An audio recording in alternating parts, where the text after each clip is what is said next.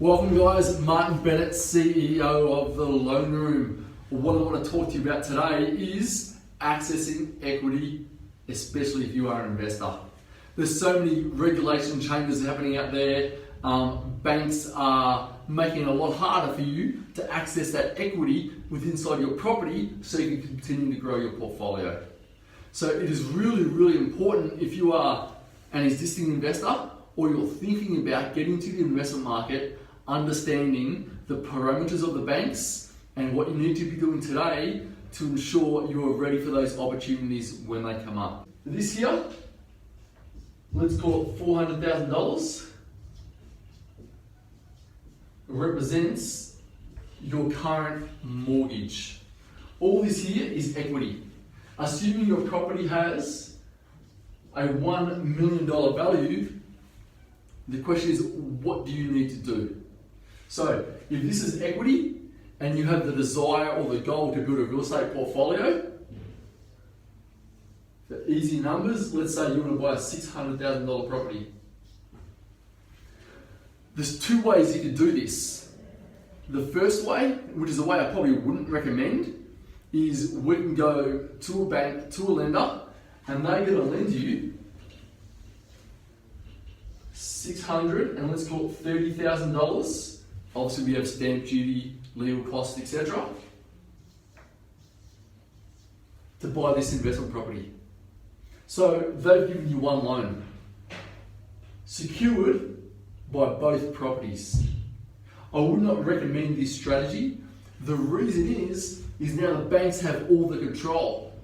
Let's pretend, I always like to work on a worst case scenario, that you need to sell this property. Something's happened, you've lost your job, there's an illness in the family, and you need to sell this for $550,000. The issue is that you can't, because you actually owe $630,000 on that investment. So the bank's going to say, at settlement time, hold on, we can't let that go through, you do not have the funds to clear the loan. So the solution to this is you need to set up a facility against your existing home so that we can separate the two properties. The way you do this is you want to have a 20% loan plus the stamp duty and costs, which is $150,000 approximately, set up as an investment loan against your existing property. Now, you do that well and truly before you've actually bought that first investment or second investment.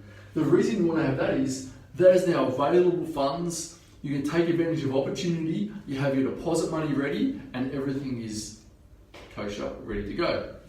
So, what this allows you to do is this puts a separation between your home and your investment.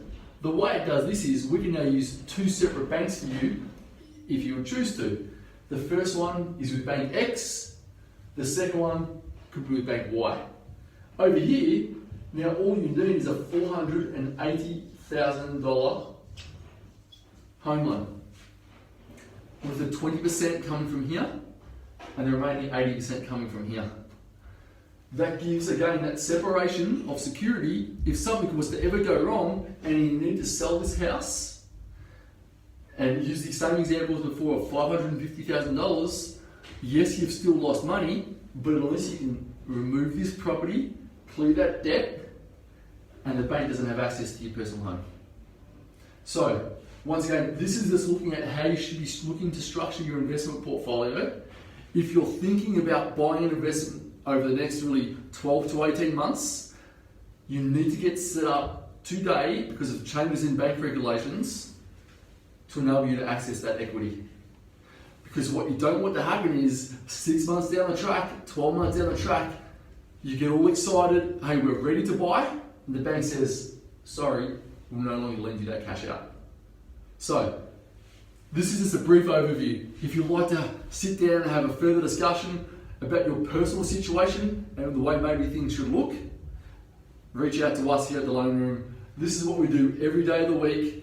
Again, this is not financial advice and we're not accountants, but we'll always chat to those professionals on your behalf to make sure the structure suits your personal circumstances.